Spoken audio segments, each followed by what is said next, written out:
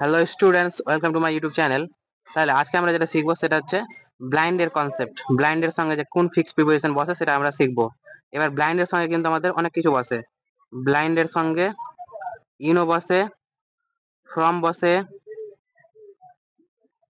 Blind to বসে, আর blind উইথও বসে।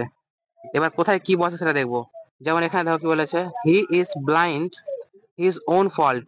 এখানে কি সে হচ্ছে কি অন্ধ, কিন্তু এখানে অন্ধ মিনিং আসবে না। এখানে কি মিনিং আসবে, সে কি করে নিজের দোষকে দেখে না, নিজের দোষকে কি করে লক্ষ্য করে না। তার মানে এখানে কি নিজের দোষকে প্রত্যাখ্যান করে দেয়, মানে নজর না দেওয়া, নজর না দেওয়া বা কি করা, ইগনোর করা।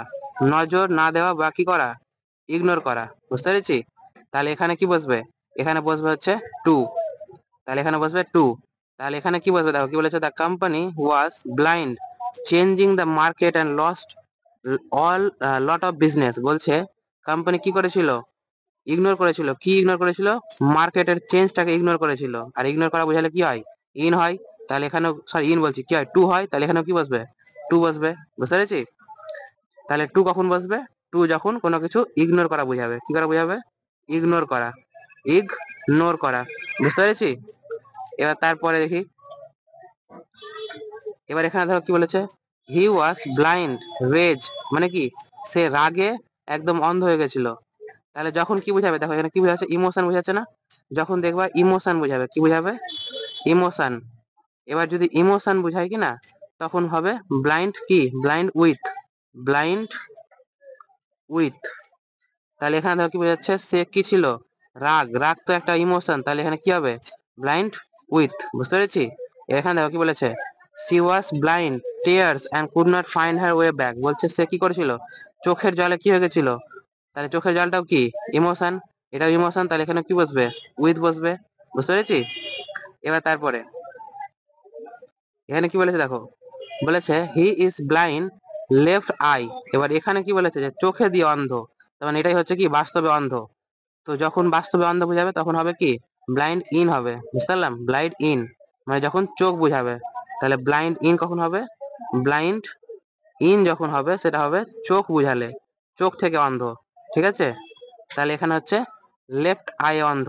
আর এখানে কি বলছে, ডগ ওয়াজ বর্ন ব্লাইন্ড, একটা চোখে অন্ধ। তাহলে চোখ আছে, এখানেও কি বসবে, তাহলে ইন বসবে। বুঝতে পেরেছি? তারপরে এবার যদি বসে কি, বক্সার ওয়াজ ব্লাইন্ড পাঞ্চ। বলছে কি, যে বক্সারটা কেন অন্ধ হয়ে গেছিল, কোনো কারণে।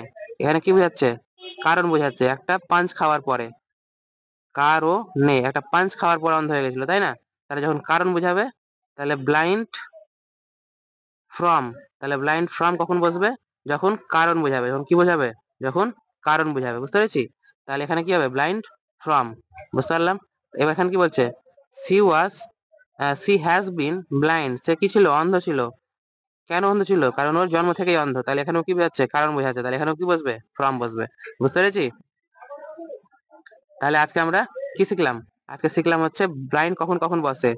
তাহলে ব্লাইন্ড যদি ইমোশন বুঝাই তখন কি বসে, ব্লাইন্ড ইমোশন বুঝালে উইথ। আর যদি কোনো রাগ যদি কি বোঝাই, ইগনোর করা বুঝাই, ইগনোর করা বুঝালে কি হবে, ইগনোর করা বুঝালে টু হবে। আর যদি বলে চোখে অন্ধ তখন কি হবে, ইন। আর যদি একটা কি হয়, আর একটা হচ্ছে কি, কারণ যদি বোঝায়, তাহলে কারণ বোঝালে কি হবে, ব্লাইন্ড ফ্রম। বুঝতে পেরেছি? তাহলে আজকে এইটুকু শিখলাম। যদি ভিডিওটা ভালো লাগে তাহলে লাইক করবে, বন্ধুদের সঙ্গে শেয়ার করবে। Thank you.